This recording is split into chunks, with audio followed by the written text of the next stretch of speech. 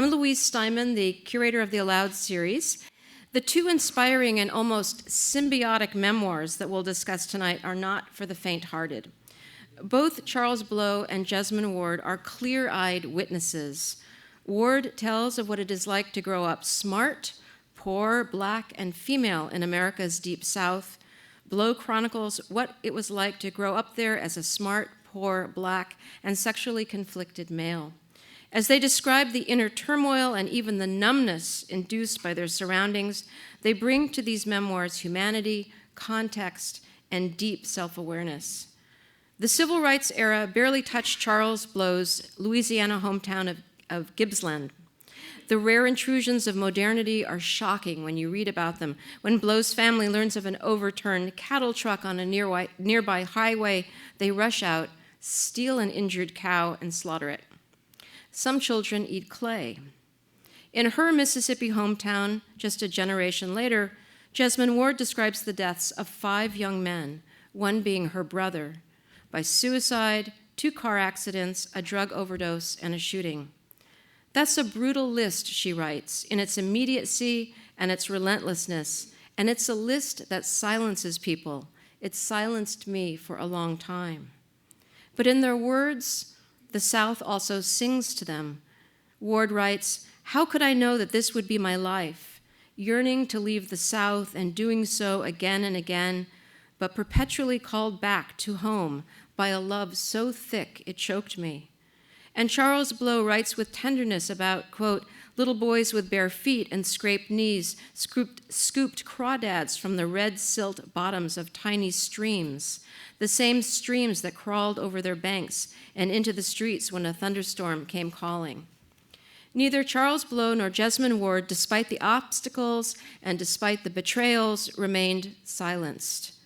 They unpack the complexities of race relations, sexuality, and poverty by telling their own stories.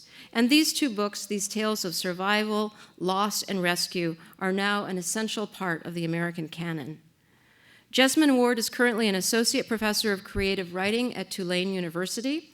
She's the author of the novels Where the Line Bleeds and Salvage the Bones, the latter of which won the 2011 National Book Award, and her memoir, Men We Reaped, was a finalist for the National Book Critics Circle Award. Charles M. Blow has been the visual op-ed columnist for the New York Times since 2008, and I'm sure many of you, like me, turn to him to understand the complexities of living in this country and this world. When he was first hired by the New York Times, Blow became the youngest newsroom department head the paper had ever had. He's also a CNN commentator and has appeared on MSNBC, CNN, Al Jazeera, and HBO. And Robin Coste Lewis, who is our interlocutor tonight, is a Provost Fellow in Poetry and Visual Studies at USC. She's a Cave Canem Fellow, which is a wonderful consortium of poets, and she received her MFA from NYU and a degree in Sanskrit from Harvard's Divinity School. You never know how that will come in handy tonight. And her book of poems, The Voyage of the Sable Venus, is forthcoming from Knopf. And you can hear Robin read some of her poems next month in a reading with Claudia Rankine, which I highly recommend. So please join me in welcoming Charles Blow, Jesmyn Ward, and Robin Coste Lewis. Thank you. Hi, everyone. Hi. Welcome to Aloud again. We have so much to celebrate tonight, but before we begin to discuss these very poignant memoirs, I wanted to just take a moment to thank Louise Steinman. In addition to being a prolific writer, Louise has been curating some of the city's most significant cultural events for the past 20 years. So, Louise, I don't know where you went, but thank you so much.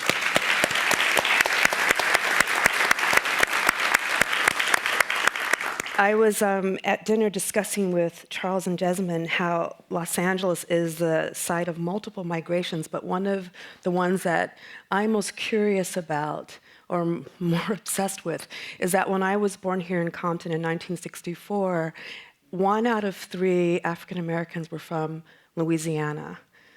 1 out of 3. You could not date your neighbor. They were most likely related, and then the other 2 and 3 were like from Mississippi and Arkansas, right? So I say this all to say is welcome from your family to your West Coast family, because the migrations between Louisiana and Los Angeles, or Louisiana and California, as Jesmyn talks about in her book, it's a well-traveled path. So really, truly, from your family on the West Coast, welcome. Let's begin. Both your books deal with very intense social and historical issues and the personal ramifications of being impacted in heinous ways by history, politics. The Civil War has a spectral presence throughout the book, throughout the South, the Civil Rights Movement. And yet I feel very celebratory about these two books. So before we begin our conversation, I just want to quickly contextualize my joy about your work. First, they are memoirs located in the South. Just think about it. When was the last time that happened in American letters, right? A memoir located in the South by African-American writers, out in the same year or same years, roughly. So there's much to celebrate. I can't think of it. We were at dinner trying to locate it. I can't really think of it. So there's much to celebrate in the publication of the books individually and together. The third reason, and perhaps the reason I feel most celebratory about your work being out in the world, has to do with the searing observations both book makes about gender, violence, trauma, grief, child abuse, and nevertheless desires tenacity to survive eventually all things. Both the books end with this incredible want of more life, even after so much slaughter and despair. So we'll return to these themes in a bit, but let's begin with discussing how both your books are inhabited by this surprisingly tender narrative voice. You don't expect when people are going to talk about murder, death, child abuse, sexual abuse, poverty, accidents, that what you're going to encounter from the author is tenderness, but both of you use vulnerability and humility as a tool to counteract all the stereotypes and self-destruction. I'm wondering if you guys could talk a little bit about that. You don't come off in your book as Charles Blow, New York Times columnist. You don't come off in your book as this it's just complete tenderness and vulnerability. And I'm just wondering how that served you in your narrative. That's a difficult question. I really didn't know what I was doing when I set out to write this memoir. And in many ways, the first draft of this failed because it was just a chronicle of events. And so it took me a very long time, working with my friends who are writers, and then also working with my editor to, I think, open the narrative up and to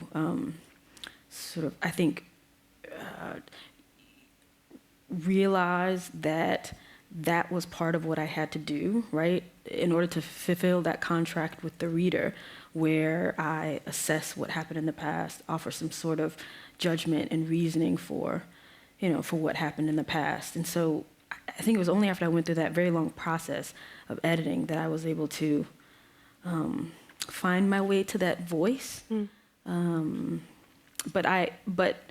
the way that I found my way to that voice, I think, was by really concentrating on the humanity of everyone involved. That's something that I couldn't lose sight of. And that's the way that I did it.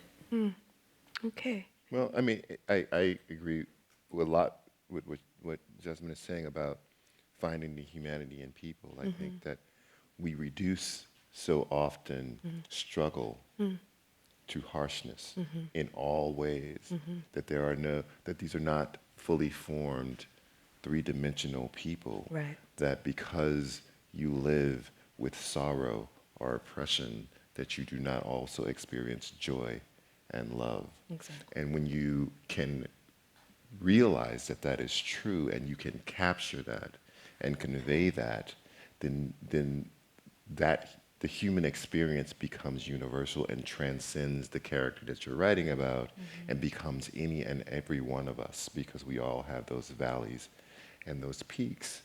And for me, I am writing just a boy to man story. The first, remember, you had three. Vulnerability is inherent Yeah. in the story. Yeah. You are small, literally and figuratively, in the story. You are subjugated, and you rely on other people to draw the parameters to which you can exist and the degree to which you can go, both physically and spiritually. And being able to exist in that boy and have that boy have a voice and to explore the edges of him and the edges of his world must be a vulnerable thing Right. by its very nature. Right. Yes. And yet, it's atypical. The courage that you guys show on the page in terms of the level of vulnerability and the level of tenderness that you give not only to your own characters but to the other characters as well, it doesn't happen just every day in a memoir, or let me say in American letters, where characters are constructed about African American people, right? Where these characters are real people with both, characteristics that are admirable and some that are not. The tenderness that you give your uncle, for example, and he's suffering from mental illness that increases over time, right?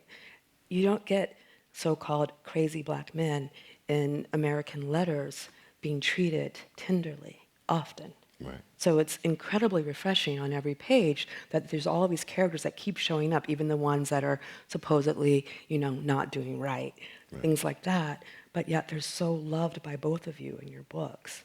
And more importantly, or equally important, you love yourselves. Right. Not as a fetish, not as narcissism, not as some kind of self-reflexive device, but you can tell, you can feel, it's in the pages that you guys have struggled and you're willing to share that struggle with your readers. You talked about a contract with your readers. Can you say more about that, Jesmyn? Well, I think, that part of what that contract infers is that, first of all, that you are telling the truth, right, about your experience and about the experience of the people that you're writing about, and that, two, that you are being as honest, you are being honest, right, in telling that truth. And for me, like, that's what those are the most important aspects of that contract. That and the fact that, that as a writer of a memoir, I feel like I have a responsibility to my reader to render the human beings that I'm writing about on the page as completely and make them as complex and yet as real and relatable as I possibly can. And so, those are all the things that are tied up in that contract for me. But then it's interesting to talk about love because I think I agree with you, right? I think it's true, and like in both of our books, you can tell that there's definitely a love there that we feel for the place that we're writing about and the people that we're writing about. And so another part, I think, of that contract is that the reader has to trust that love won't, warp what you are writing about, or, make you pull punches, or, I guess sugarcoat things, or, so I think it's complicated. I think there are lots of different sort of aspects of that contract. Yeah.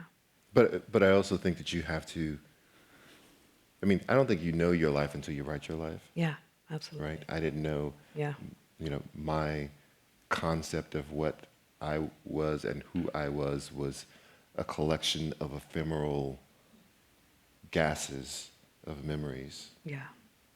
And and the people who occupied my life, I had drawn narrowly as either heroes or demons.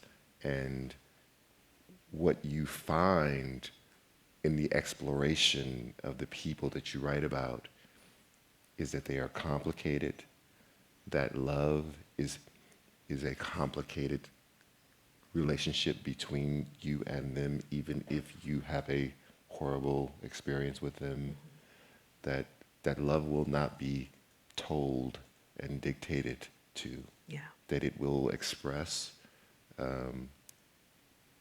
as it sees fit, and that you can, and that is a very human thing. And so when you find yourself in the writing wanting to care for this person, Yeah. that is not a distortion of truth, but the expression of truth. Yeah. Because now you have actually hit truth, which is that love transcends. Yeah. I mean, so my last question to you guys was going to be, what did you learn from writing your books? But I'm going to ask it. Because true to the memoir form, you take your readers on a journey with you, or you allow your readers to come with you. You invite them in, the door is always open. So you just said a little bit about what you learned, that, love is complicated, haha.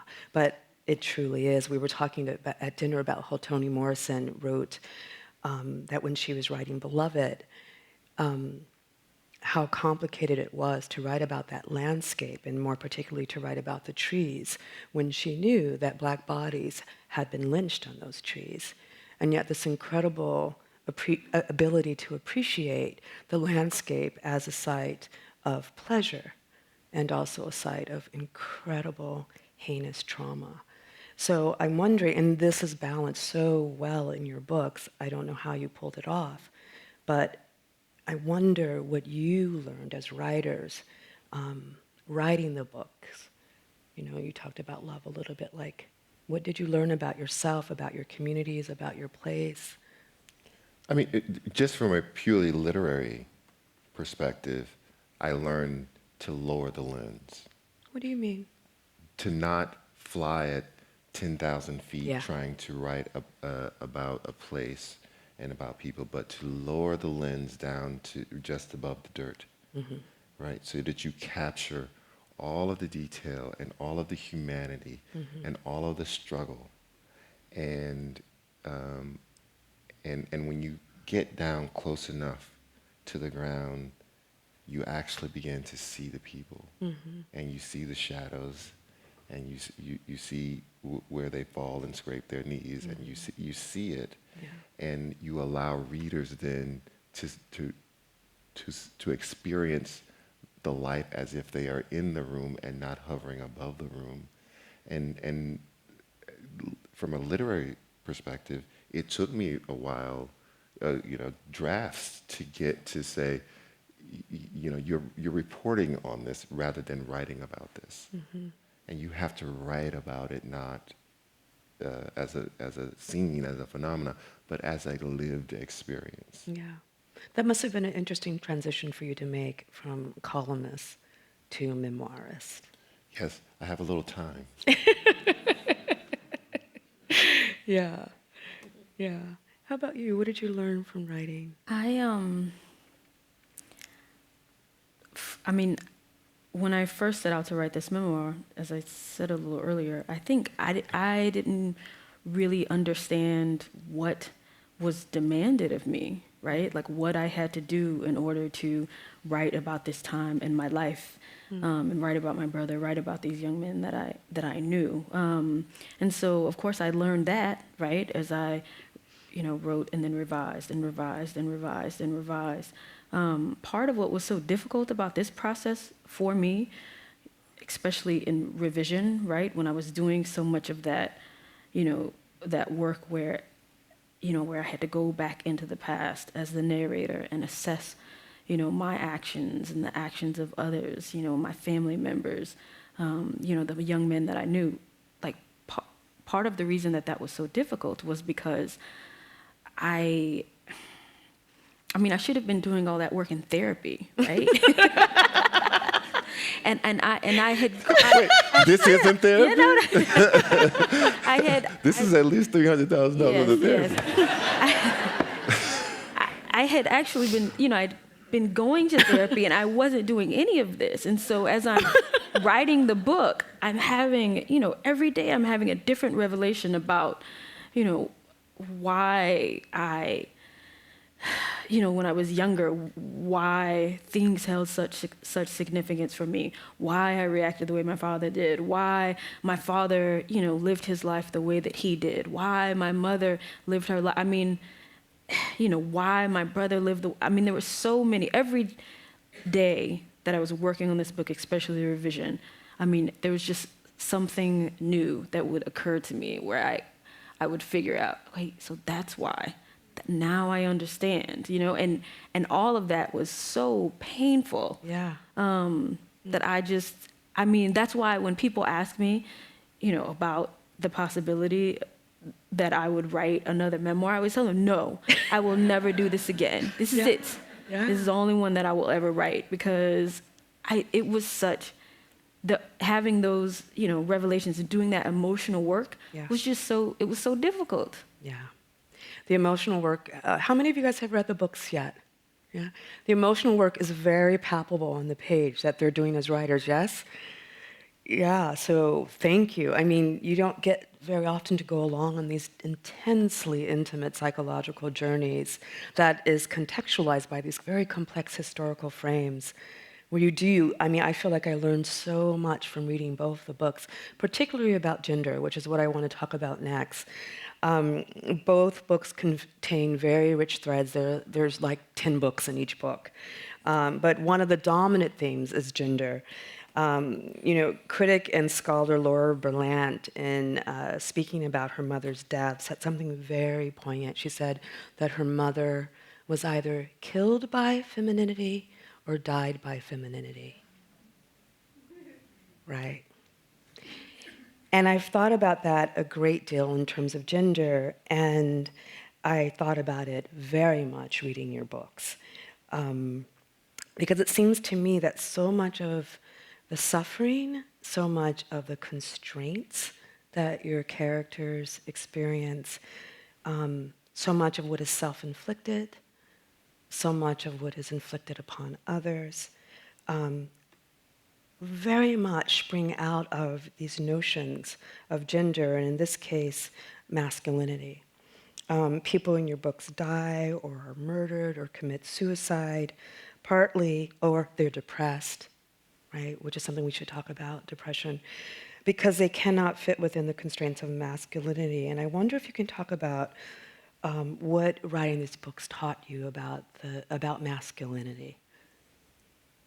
Your own. Well, I don't know. Our own. Yeah, I don't know if the writing taught me about masculinity as much as it allowed me an avenue to discuss masculinity and to talk about the perilously narrow way that we draw masculinity in the collective consciousness, and how much kind of heteronormative pressure we put on all boys and men, and how much misogyny that they absorb in very casual ways, and how dangerous it is because so few will ever be able to reach this level of masculinity. It's like trying to reach the note that's written too high in a song, and you feel your failure. You feel the failure coming on. You feel your failure in the moment. You feel the failure after it has happened, because you were never. Only a few people were ever meant to hit that note, and no one was meant to hold it. Right, and as we fail to meet this goal, we then hurt ourselves because we feel hurt. And we hurt the people around us because they remind us that we are not what they thought we could be.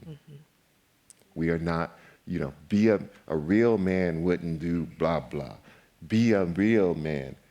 And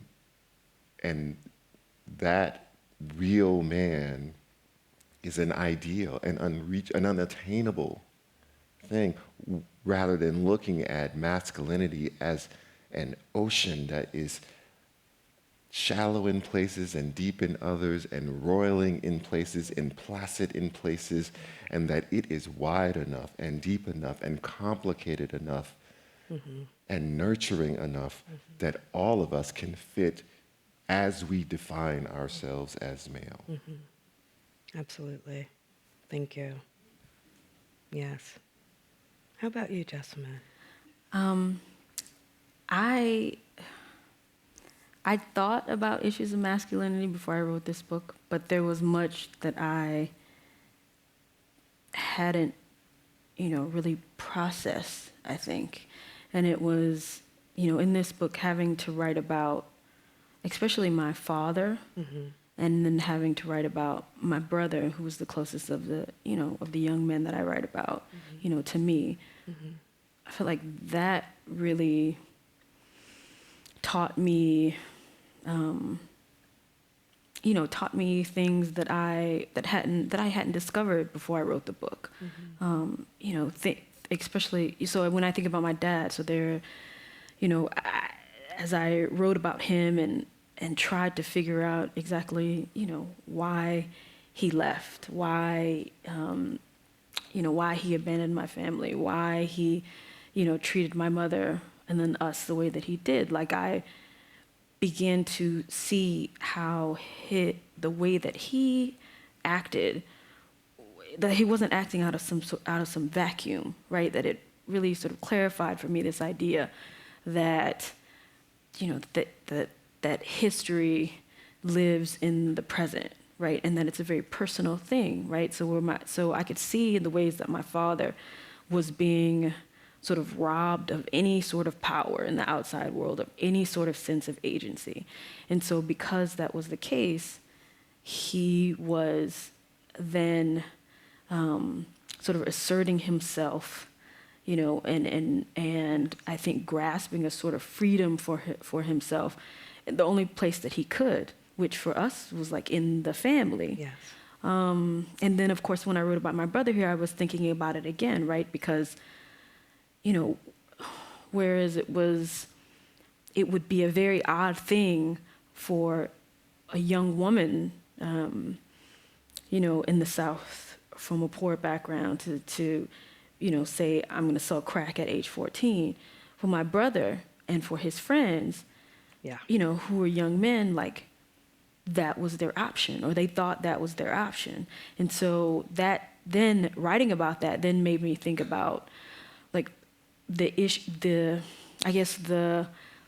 what he was perceiving as masculinity, what it meant to be a man, what it meant to be a black man, what it meant to be a black man in the South, and how he was, learning some of these things from my father and what he saw my father going through, but also, from his friends and from other kids in the neighborhood. So I personally, I don't know, writing about, my father and my brother, writing about the young men in the book, like, that really, it demanded that I look at them with a sort of clearer eye, I think, than I had ever done before. Yeah. It's ironic because you would think in a patriarchal capitalist society that men would fare well. But in fact, gender is hurting all of us, and it seems, to equal degrees in very complex ways, mostly underground, mostly subconscious or in repressive ways. But in addition to it hurting everyone, I think that Jesmyn's point about intergenerational management of masculinity cannot be overstated. No. The fact that older black men grew up in an era where they literally had to suppress masculinity in certain environments, and then that pendulum would swing when they got home because they had to reduce. Right. To survive in the outside world and be called a boy when they were twice as old as the man who was calling them a boy, and come home and then say and have to reclaim the mantle of masculinity. And then to have younger men see this, I've seen this, and then the pendulum swings the exact opposite direction, where they say, I will never suppress any masculine urge, and in fact, I will be hyper expressive. And the dangers that come along with that, and not being able to do, as India Arie sings, bring it back to the middle. Right. Yeah. Did he just quote India? That's my girl. No, absolutely. The overcompensation transgenerationally, right, of gender, without doubt. I was going to talk about that in a little bit, but we could talk about that now too, right? I mean, the thing that's interesting about both your books, but I think that gets especially played out in your book, Jesmyn, is that the way in which your book is blurbed, right, that it's about the death of these 4 men or 4 boys.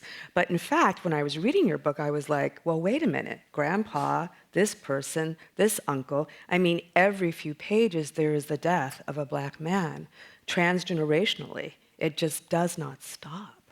It does not stop. And to be reading that book in the summertime, this summer, right, when there was so much death.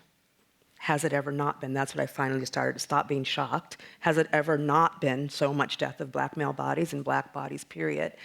It was especially tender and relevant and all of that. And so I appreciate very much, thank you for that corrective, because though your book is about these 4 boys that you were close to, it is really about transgenerational black masculinity and how it keeps folding in on itself, the overcompensation, the undercompensation, the nowhere of, where do I fit in when there is no way to make a living, right? The normative kind of practices of drug selling, right?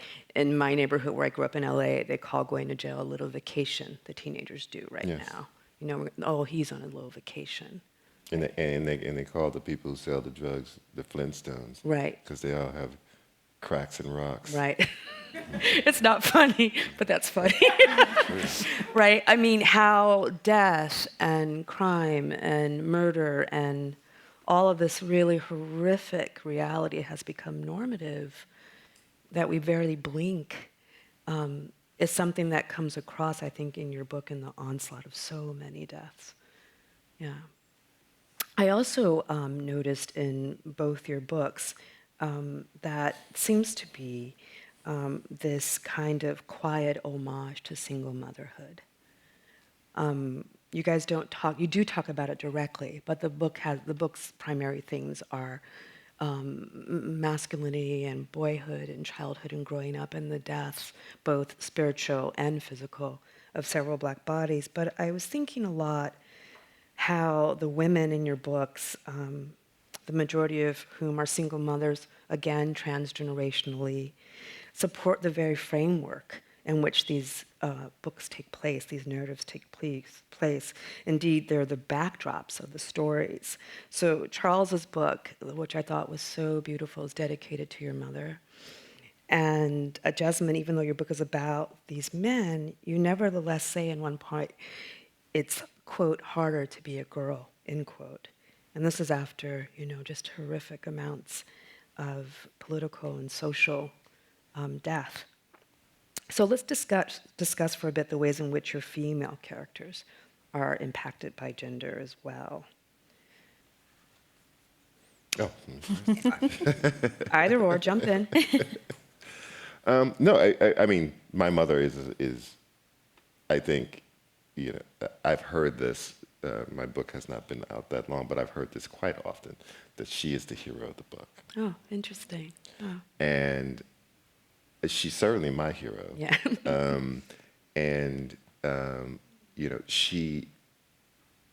She's operating in this world in which what she is doing is completely frowned upon. That having a piece of man is better than having no man at all. Yeah. And she just doesn't see it that way. Yeah. And she says, I can do bad all by myself, basically, right? And she leaves my dad with all of us boys. How many boys were? There were 5 of us. One of my brothers stayed with my grandmother. Yeah. And then she moves into the house that my great-grandparents have left, but my great uncle's still there, but he needs help. He never learned how to read or write, never lived outside of that house. So not only she take care of all his kids, she's taking care of an elderly man as well.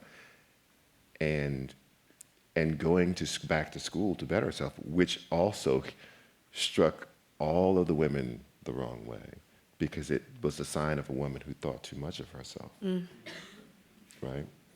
And so I would see my mother spurned, not to her face, because she doesn't play that, but I would see, the way that people would kind of navigate her, or the relatives who would stop coming to visit, or visit my dad, and his sisters would, when my mother wasn't around, would talk down about how this, who does she think she is? Yeah.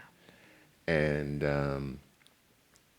to watch her in the face of all of that say, I will not be broken. Right. As all of these men around me have been broken, was an amazing thing to watch. Yeah. And to watch her say, and to demonstrate that education and self-empowerment and self-betterment could have concrete manifestations in a life was transformational for me. To watch her, I never thought she slept. When I was a young kid, I never saw her in the bed. I never saw her bed disturbed. She was awake when I was going to sleep, and she's washing and ironing clothes and making clothes. She bought a few sets of clothes for us, but we didn't have enough money, so she made all of her own clothes. Oh my God. So she would be making her clothes, washing and ironing our clothes, because we didn't have enough to stretch for 7 days. And she'd be up in the morning making breakfast by the time I got up. So I literally never thought she slept. And she would work all day, and then go to school at night after she got off work, and then come home or make dinner while she's making breakfast, and so we'd have it, or come home and make dinner. And for me to see someone say, I will never be broken, that I can make it, and to know that in addition to all the other things she had stacked against her, she is growing up in a society that leans towards men, was an absolutely amazing thing to watch. Yeah. Jesmyn, how about you? You talked about how your mother kind of said to you or intimated that to be the oldest sister, or to be a daughter, this is what it means to be a daughter. Not to have desire, thank you so much for contextualizing that, not to have desires outside of the home, not to want to be anything. Our job is to take care of the family. And yet you didn't do that. I mean, you did do that for the time in your book, but then eventually we all did. We went off to school. I wonder if you could talk a little bit about that. It's interesting because my mom, so at the same time that she taught me that, that she's explicitly said, I need your help. Your place is to stay here with me and help me with, your brother and your sisters, and to hold the family together. But from when I was very young, my mother always told me too that I would go to college, and that this was something that was expected from me. I remember her telling me this. I was like 5 years old. And she would say, you're going to go to college. You're going to go to college. Which was interesting because, my mother graduated from high school. She took a couple of junior college courses, but she never received a degree. She was, there were 7 of them, right? 7 kids in my mom's family, and I think maybe only 3 of them graduated from high school. So it was sort of a revolutionary thing for her to say. Absolutely. My grandmother had I think my grandmother had a 6th grade, or has a 6th grade education. And so, it was revolutionary for her to tell me from when I was very young, you will go to college, you will go to college. Like, that was something that she expected of me. So it's interesting how those two things how I was given both of those messages at the same time. I mean, I think it's part of the reason why I think I struggled with that when I was younger, right? Because on one hand, there's a section in the book where I talk about, what I looked in the mirror, when I was, say, 12, 13, and I'm beginning to think about, what it means to be a black woman in the South. I'm thinking about, what it means to be a young man in the South. I'm thinking about issues of, gender and sexuality. And so I look at myself in the mirror, and the future that I see for myself is probably the same one that my mother looked in the mirror and saw for herself and dreaded, right? Which I think is part of the reason why, from when I was very young, she told me that I would go to college, because she saw that as the way out, right? The way to avoid, I guess, sort of growing into and becoming, like so many women in my family, what they became, right? I mean, they are, incredibly strong women. Of course, they're flawed, but still incredibly strong women who, it's the women in my community that hold everything together. Right. They hold the community together. They hold the families together. They are the ones that, that sort of raise the children. And I mean, they're the glue, I joke sometimes and tell people that I feel like, that I came from like a society, like a matriarchal society. And so, I guess when I looked in the mirror at 12, like I saw, I mean, in some ways it's a beautiful thing, but in some ways it is a burden. Yeah, absolutely. What was your favorite part of the book to write, both of you? What did you just deeply say yes to? I like the scenes in the beginning. I thought The prologue or the the scenes of place. Yes. I thought the places that I grew up in were just magical landscapes, and just trying to get people to see those as I had seen them when I saw magic was the fun part. Yeah. Like. And I mean, it's sweet gum trees and honeysuckle bushes. Yeah. And there are lots of trees in both the books. And high grass and fishing and schools of minnows and clouds of tadpoles, and to me it was idyllic in a way, but in my book there is a constant fight, both literally, naturally, and spiritually, between light and dark, right? These are the things that I saw in the daytime. Right. And at night, the rules seem to melt away and vanish into the shadows. And everything went haywire. And people did things that they would never do under the glare of sun. And I was always afraid of what happened in the night. That is when people cross barriers and cross lines that they should never cross. Right. So that pastoral landscape becomes a night. It's the daylight. It is the light in my world. Yeah.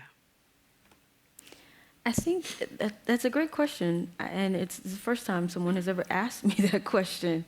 I think there are two parts for me that I really loved writing. The first was probably the chapter, of course I don't remember what it's titled right now, but the chapter where, I'm 8 years old and I'm living at my grandmother's house and there are 13 of us living in the house. And maybe the reason that I love that chapter so much is because, when you first tell people that there were 13 of us living in a 4-bedroom house, then immediately I think that, that people think, oh, that must have been, awful. And then, and then I go into detail about how we, there was no central heat, there was no central air, there was, we were, it was rough. But it was the one time in my life when I had so many people that I loved living with me, all together. my parents were still together at that point. And so I think that time for me was great to relive on the page. Because it was so easy for me to recall that love I felt and that sense of belonging, and just real family that I felt at that time. And then I think the other, chapter of the book that even though it was painful, I loved writing it, was probably the last chapter. Yeah. And I think the reason that I feel that way about the last chapter is because my brother is so present in that chapter, and he's so present, and when I was writing that chapter, it just felt like he was standing right here behind me and sort of looking over my shoulder and telling me all these things, telling me all these things that these memories and, significant, interactions that we had. He was just so present while I was writing that chapter that's a really special part of the book for me. Thank you. We're getting 50 minutes goes by like that. Oh, is it? I'm just getting warmed up. So there's a couple of things I'm just going to try to synopsize so we can get to a few of the concluding questions. One is that just about how obvious that the so-called infrastructure of the South, there is not really any infrastructure. I mean, how crazy it is that Louise and I were talking on the phone that I read your book first and then I read your book second, but in fact, chronologically, his book comes first and then your book comes second. And we were talking about, it's like, there's still people getting killed by the train. Just put a bar, for the love of God. No, seriously. Seriously, like there's just so many accidents that occur because of the absence of infrastructure. So the books are, of course, as you've heard, meditations on class and poverty. There's so many things that overlap about Black working class. Charles, I think your book takes place before AIDS and crack is formally on the scene in a way that is kind of used and commodified and represented in the press, whereas in your book it's definitely a presence. The civil rights is there completely in your book. The Civil War as well, yours as well. I mean, your family once owned this land, and then suddenly they don't, because you can guess why, right? All these land grabs that keep happening because of race. There's this recent study, I don't know if you guys saw it, the Casey Foundation just came out with a study that links nationwide failures to nurture Black children to specific social factors. Some from disproportionate exposure to high levels of poverty and violence, barred access to home ownership, to underfunded schools and disparate interaction with the criminal justice system, just to name a few. The list goes on and on and on and on and on. But in so many ways, your books do a much more effective job of magnifying how this infrastructure has across generations let's not pretend I was going to say broken down, but let's just go ahead and say it was never there. And so it's in the negative, right?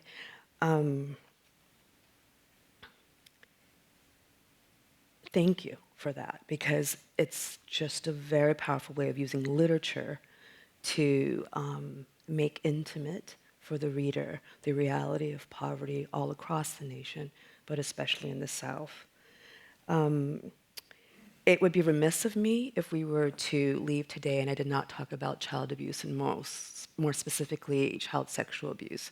Charles's book is a courageous, elegant, horrific, and redeeming meditation on child sexual abuse. I actually think it's really important. It's important for so many reasons, but one of the reasons why it's really important is, I know you talked about this in your NPR interview, is how often child abuse and child sexual abuse takes place within the home, within the family. unbeknownst to, contrary to what we hear about in the press, right? So that's why Megan's Law in New Jersey came about, right? So we will name the perpetrators who moved in down the block. And I always say, but what about the uncles in the house, right? Like, statistics show that child sexual abuse is primarily, the stats are very high, stacked against a member of the family. So it's a very courageous stance that you take in this book, not only about child sexual abuse, but also then it gets extended towards the end to hazing in fraternities. And it shows, right, how this abuse in terms of gender continues in play and hazing. Mm-hmm. So I don't know if you want to talk about kind of the idea of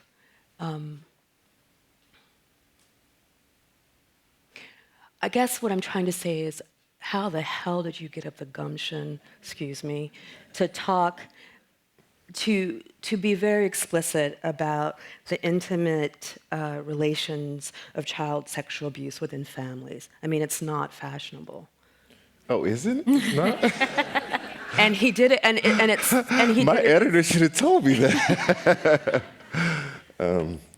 Well, I mean, again, I say, if you don't want to be honest, choose another form, right? Memoir is not for the timid of heart. And that's part of my life. That's part of the story, so I have to write it.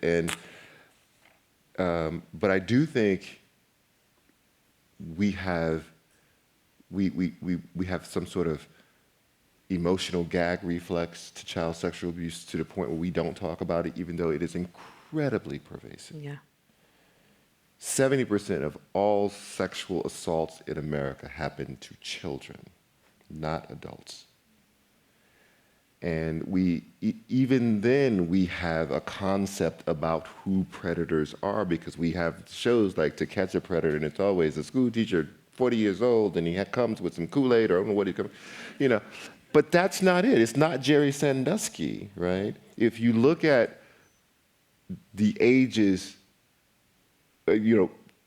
sexual predators by age, the age with the most abusers is 14 years old, and it goes down from there.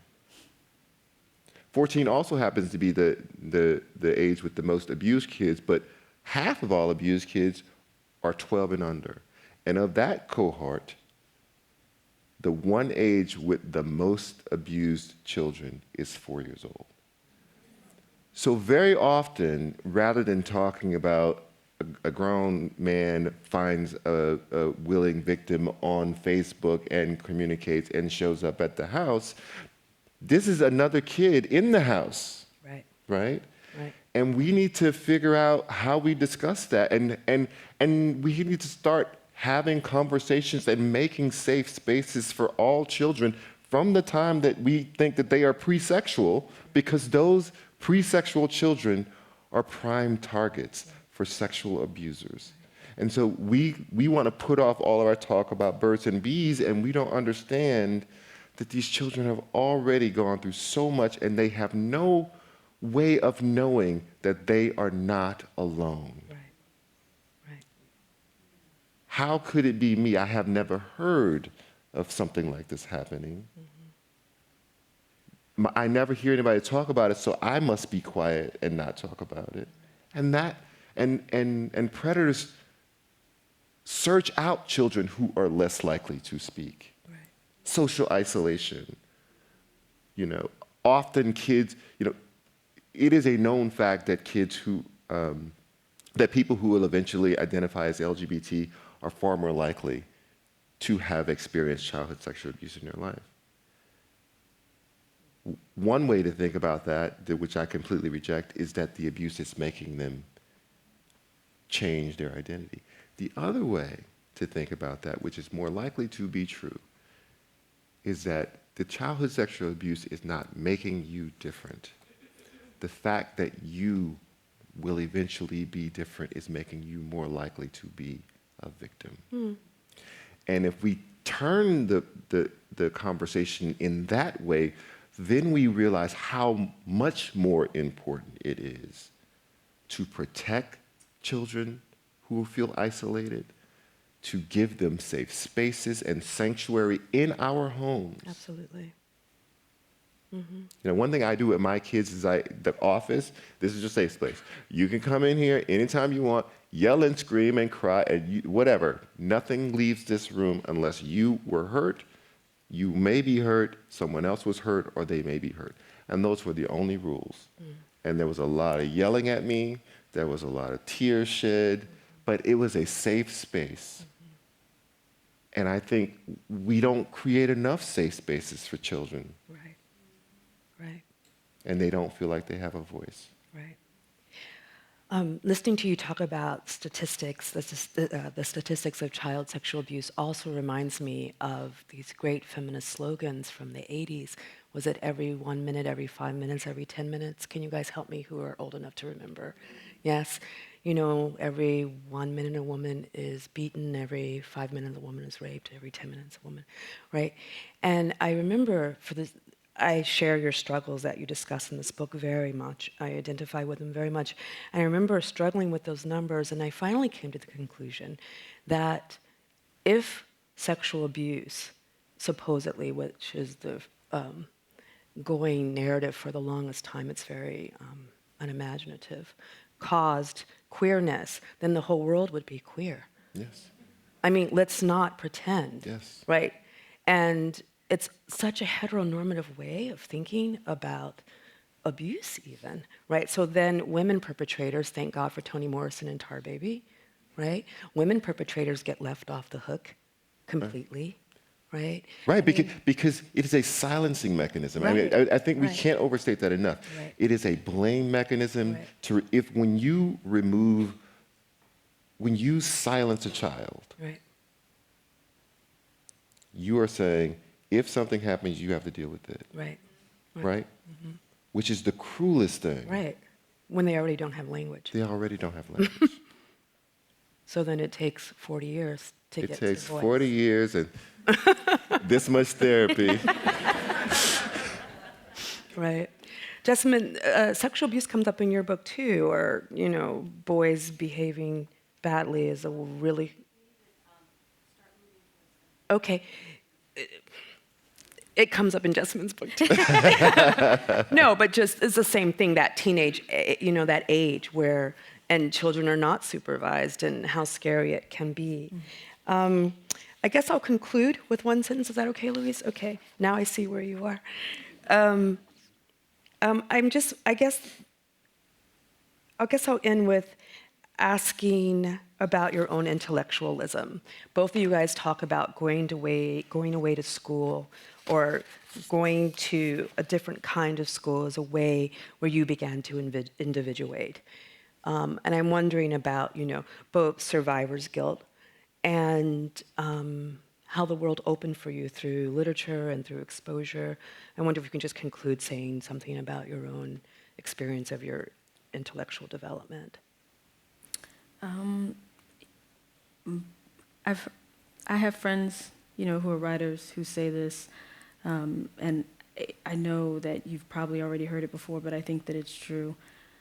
In many ways, books saved my life. And they saved my life because libraries were always really important to me because we were so poor we never had money to buy books. And so, all my school libraries, elementary through middle school, through high school, and into college, right? I mean, these were important places for me where I was able to, sort of find worlds that were not like my own and realize that, that there were different realities out there, right? And that the life that I was leading and that I saw others around me lead, in my poor Black rural community, like that wasn't the only life. Right. And so, it just opened up a sense of possibility for me. And I think strengthened that sense of promise, that my mother started when she said, "You're going to go to college." Yes. Yes. That's my story. What she said. But I'll say it the way James Baldwin said it, which is, You think your pain and your sorrow are unprecedented in the history of the world, and then you read. That's a really good place to both stop the conversation.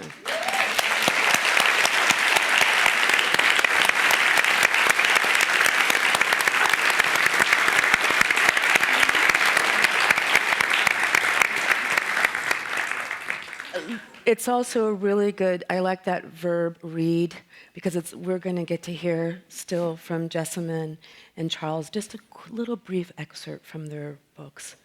Yeah, so Yes. who would like to go first? We're doing it now? Oh, we do? Okay. Okay, so yeah, Q&A. Great. There are mics on the floor, everyone.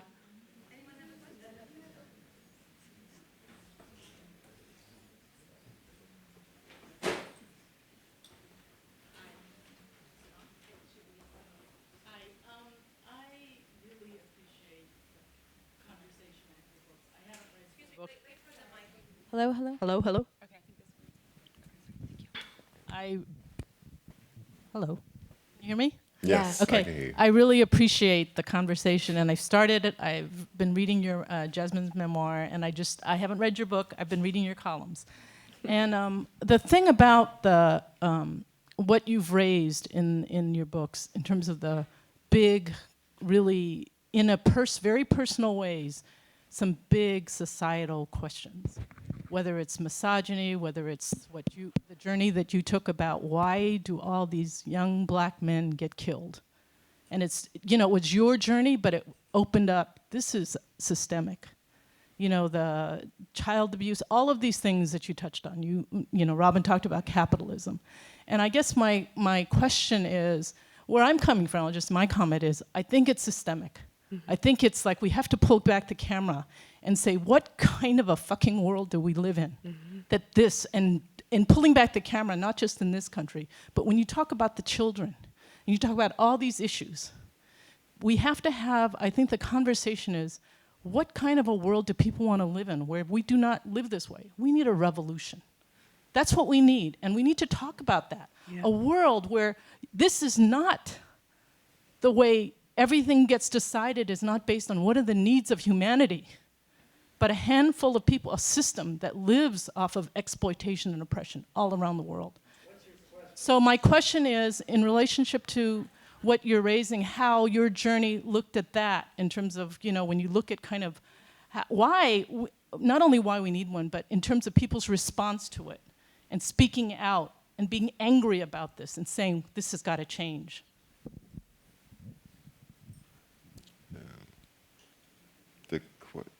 So the question is about why. What the conclusions, how you see all of what you've talked about, how you see how it's going to change. What now? Well, I mean, I think in some ways that is the sociological question rather than the literary question, right? I think we, on some level, have to separate the two because the author can't solve that conundrum. That said, I believe supremely in the power of stories. All of our histories, our legends, our heroes are captured in stories. Our great religions are books of stories. I think a great story, well told, lives beyond the initial writing of it and can, in fact, with its own strength, change not only the conversation, but the world around the conversation. And I think that the author has to be satisfied if they can reach a level where it becomes that powerful. The next question right over here.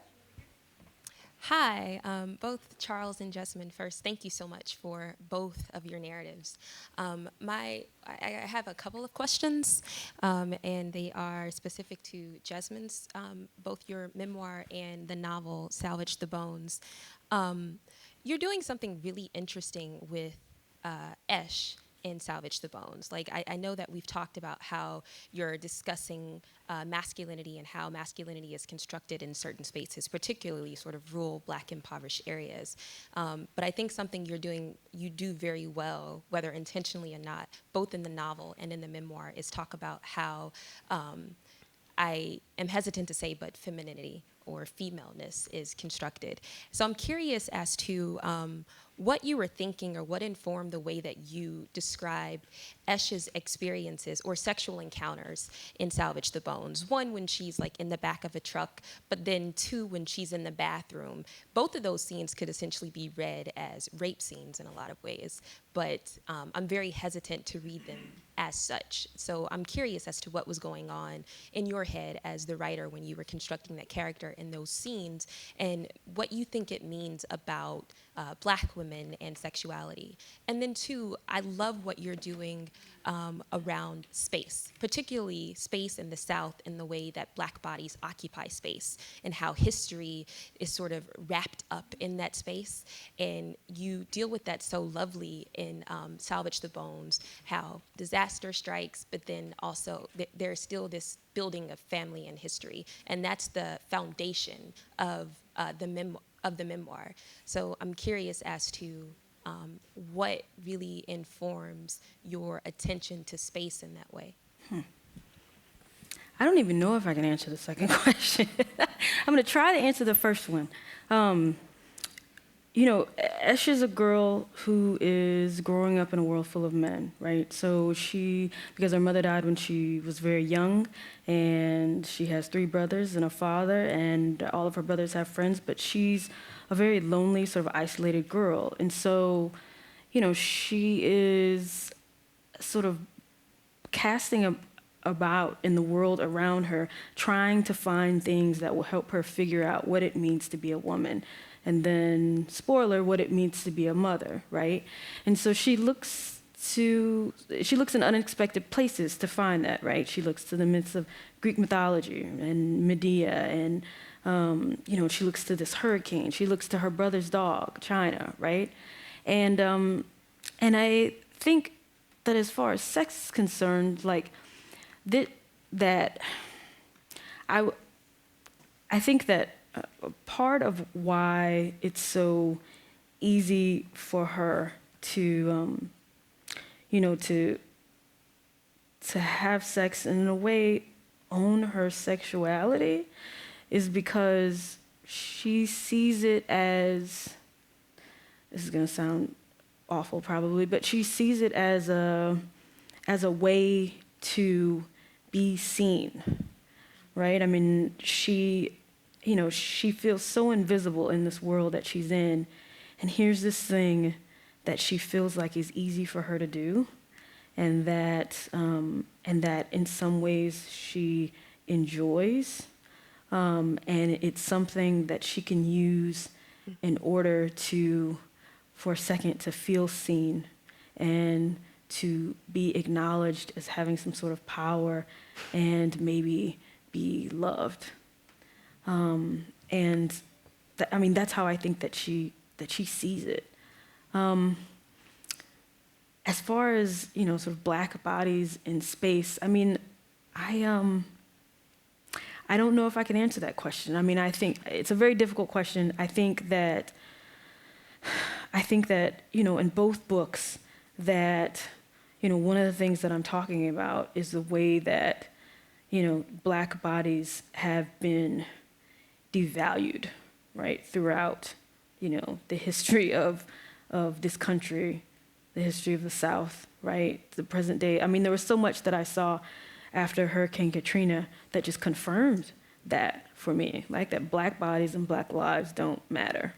And especially when I was writing Men We Reaped, that's what I was sort of wrestling with. And to speak briefly on what Charles was saying about like telling stories, I think that, that's one of the most powerful things that we can do, right, is to speak and to, insist that we be heard, and to, assert our dignity as human beings, and to really, because, I'm not starting the conversation, I'm just trying to be a part of the conversation.